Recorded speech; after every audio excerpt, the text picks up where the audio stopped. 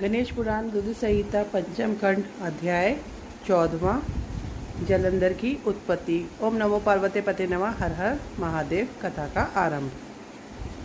14वां अध्याय जलंधर की उत्पत्ति। व्यास जी बोले, सनत कुमार जी, जब भगवान शिव ने अपने क्रोध की ज्वाला समुद्र में प्रवाहित कर दी तब क्या हुआ? सनत कुमार जी बोले, हे मुने, जब भगवान शिव ने अपना क्रोध समुद्र में डाल दिया तो क्रोध की वह ज्वाला बालक का रूप लेकर जोर जोर से रोने लगी। उस बालक के रोने की आवाज़ से सारा संसार भयभीत हो गया। पूरा संसार उसकी आवाज़ से व्याकुल था।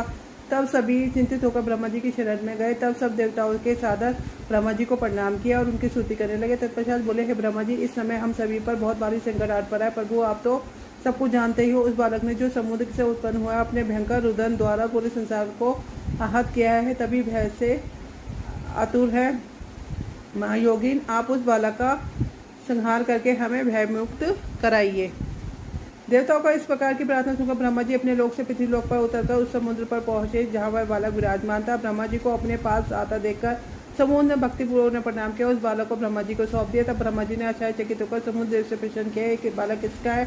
ब्रह्मा जी के इस प्रश्न का उत्तर देते हुए समुद्र देव बोले कि भगवान, यह बालक गंगा सागर की उत्पत्ति स्थल पर प्रकट हुआ, परंतु मैं इस बालक के विषय में और कुछ नहीं जानता। इस प्रकार जब ब्रह्मा जी समुद्र से बातें कर रहे थे तब उस समय उस बालक ने ब्रह्मा जी के गले में हाथ डाल दिया। उनका गला जोर से दबा दिया, जिसकी पीड़ा स्वरूप उनकी आंखों से आंसू बहने लगे। तब ब्रह्मा जी ने जतन पूर्वक उस बालक की पकड़ से अपने को मुक्त किया और समुद्र से बोले, तुम्हारे ज्यादा पुत्र ने मेरे नेत्रों से जल निकाला है। अतः यह बालक जलंधर नाम से प्रसिद्ध होगा। उत्पन्न होते ही युवा हो जाने के कारण वह बालक पराक्रमी महादेव जवान महायोद्धा दुर्मत होगा। यह बालक युद्ध में सदैव विजयी होगा, यहाँ तक कि यह भगवान श्री हरि विष्णु को भी जीत लेगा।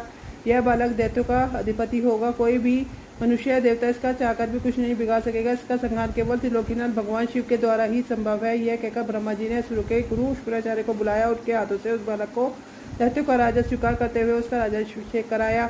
तत्पश्चात ब्रह्मा जी वहां से अंतर्ध्यान हो गए। अपने जातक पुत्र के विषय में जानकर समुद्र बहुत पसंद हुए थे। उसने अपने निवास स्थल पर ले गए। कुछ समय पश्चात उसने जलंधर का विवाह कालनेमी नामक असुर की परम सुंदरी पुत्री से विंध्या से करा दिया। जलंधर आनंदपूर्वक अपनी पत्नी के साथ निवास करने लगा। असुर के राज्य का बड़ी चतुराई कर्तव्य परायणता के साथ चलाने लगा। उसकी पति विंध्या महान पतिव्रता नारी थी।